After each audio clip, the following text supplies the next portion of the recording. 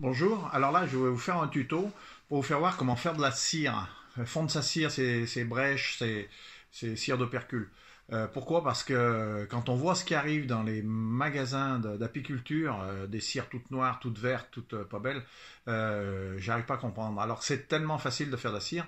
Alors je vais vous faire voir parce que bon, une cire quand elle est faite correctement, eh ben, les lingots, moi j'appelle ça des lingots, hein, ça ressemble à ça, c'est-à-dire que voilà, ok, hein, on voit pas d'impureté, on voit absolument rien, ça fait des blocs de cire complètement propres et jaunes, hein. Donc ça c'est facile à faire.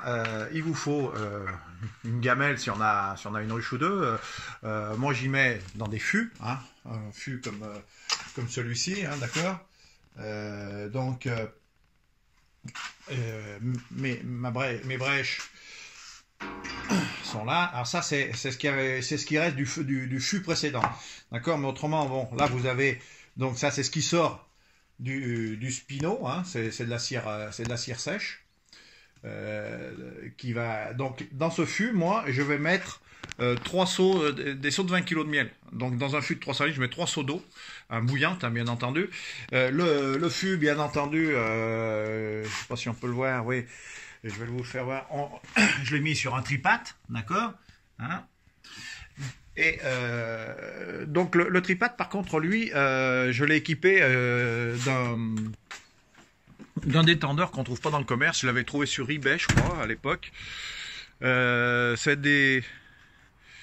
C'est un 148 millibars, hein, d'accord. Je sais pas si on peut le voir comme cela. D'accord, donc c'est alors après il y en existe qui ont des petits manos et puis qu'on peut régler comme on veut. Ils sont encore mieux que celui-là. Pourquoi? Parce que ceux qui vous donnent à l'origine avec ces fameux tripates là, ces réchauds en fonte, ça pousse pas assez pour chauffer un fût comme ça, hein, d'accord. Donc vous lui mettez de l'eau. Donc vous mettez un tiers d'eau sur un fût de 200 litres. Donc dans une gamelle, vous mettez un tiers du volume de cire, et puis ça fait la même chose. Plus il y a de la flotte, plus ça va la laver votre cire, hein. Et puis vous portez à ébullition, mais gros bouillon, hein, pour en étant sûr qu'il n'y ait plus rien qui soit pas fondu à l'intérieur du fût. Et puis après, qu'est-ce que vous faites? Vous laissez reposer. D'accord, je vous ferai voir, hein, je vais le faire au fur et à mesure. Vous laissez reposer pour plus qu'il y ait... Parce qu'avec le bouillon, il y a toujours des abeilles qui remontent ou des bouts de cire. Après, vous prenez un écumoire. Alors moi, l'écumoire, c'est simple, hein, j'ai pris un truc, vous voyez, j'ai mis un manche dessus, hein, c'était un ancien tamis à miel. Ça va permettre de récupérer, vous voyez, ce qu'il y a au fond, là, tous les petits bouts de bois, les trucs comme ça.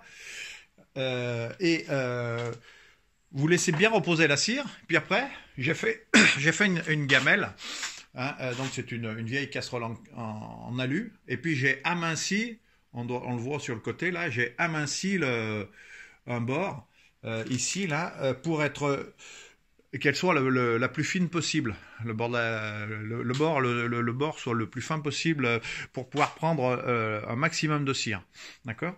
Parce que après, vous allez prendre avec votre casserole, vous allez prendre la cire qui, elle, flotte obligatoirement. Donc vous avez toujours votre cire dessus et l'eau dessous. Et l'eau est toute marron. Donc on la voit arriver. Donc quand s'il y a de l'eau dans la casserole, on revide. Et puis on reprend tout doucement quand on arrive à la fin. Et vous avez des lingots de cire complètement purs, quoi. Il y a rien dedans. Il y a rien dedans. Hein, c'est des cires.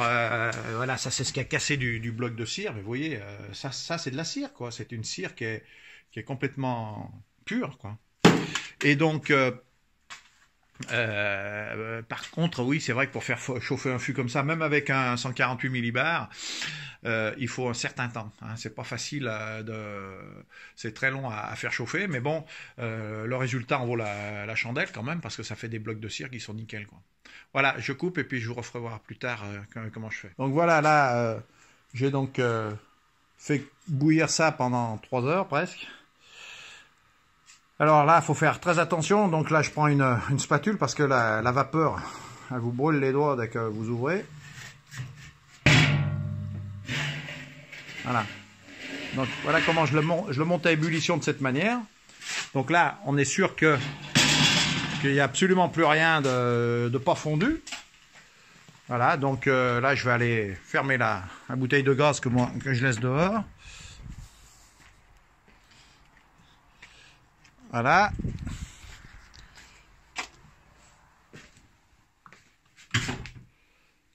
Et donc là maintenant je vais attendre que ça se calme. Il n'y a plus d'ébullition parce que vous voyez, on peut voir, il y a des abeilles mortes dedans, où il peut y avoir des bouts de bois. Et dans 5 minutes, il n'y aura plus rien. Donc on pourra épurer le dessus. Et puis donc après, on pourra récupérer la cire. Voilà, tout simplement. Et puis vous verrez, ça fait une cire magnifique, quoi. Donc là, j'approche une caisse. Moi, j'y fais dans des grandes caisses parce que j'en avais 5 fûts comme ça. Donc je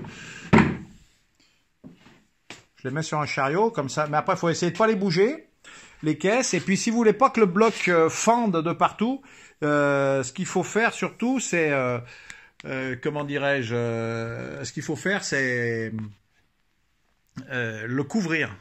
Plus elle refroidit lentement et moins elle fend. Voilà.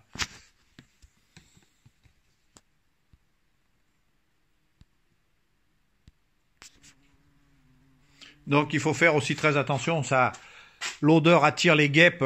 Bon, ce matin ça a gelé chez nous, donc il fait assez frais, mais c'est pour ça que je me mets à l'intérieur, parce qu'autrement on chauffe pendant des heures, mais surtout, même à l'intérieur, là la température a remonté dehors, donc les guêpes arrivent affreusement vite. Alors voilà, donc moi j'ai mon écumoire, hein, d'accord.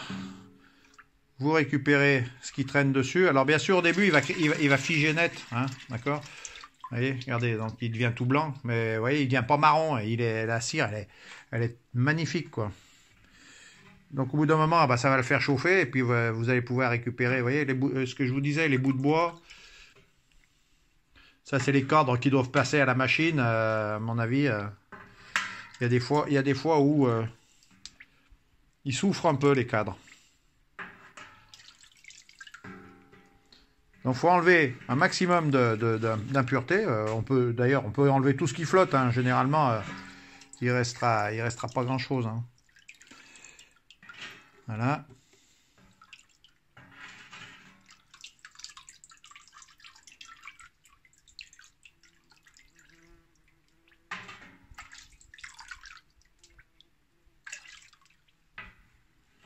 Le problème, c'est, comme je vous dis, c'est les guêpes. Elles viennent, elles s'amènent dessus, elles se posent, terminées, elles sont instantanément cuites. Mais bon, si on veut faire des lingots qui ont pas d'impureté,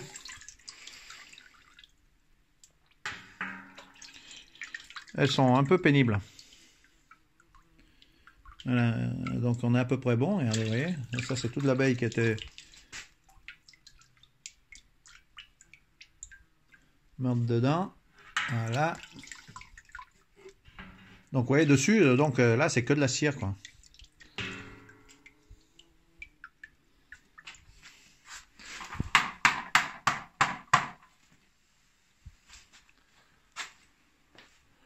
Donc après je prends ma casserole, qui elle pareil, elle va blanchir instantanément au départ. Vous voyez. Regardez la couleur de ma cire. N'est-ce pas beau ça, hein? Donc voilà, je prends des gamelles comme ça, et puis je les verse dans mon bac.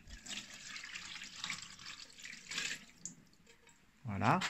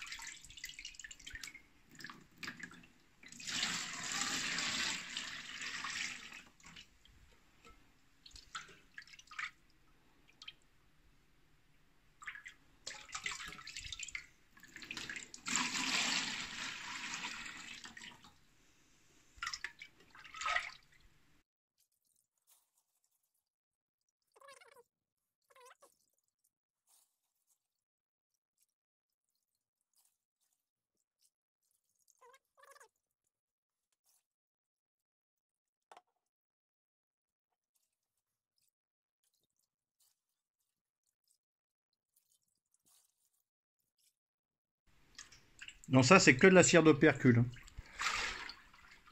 Je mélange jamais, je fais les grattés de nourrisseurs et de tête de cadre. Comme dans le cordruche, il y a des traitements hivernaux. Je sépare toujours parce que je ne refais pas... Je fais pas mes cadres avec cette cire.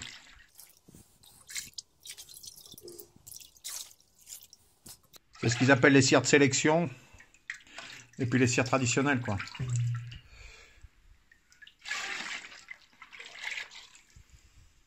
Et une chose de sûre, jamais j'ai fondu depuis que je suis apiculteur, j'ai jamais fondu un cadre de corps. Les cadres de corps, ils passent au feu. Hein. Ils passent au feu. Bon alors, voilà, là on arrive au fond. Je pense qu'on doit pouvoir voir un peu la saleté. Alors voilà, moi après, quand on arrive à voir à travers, vous voyez, on voit les bouts de bois, on voit un peu tout. Donc vous posez la casserole tout doucement. C'est pour ça que j'ai aminci le bord. Et puis vous faites couler en essayant de ne pas ramasser la merde qui est au fond, quoi.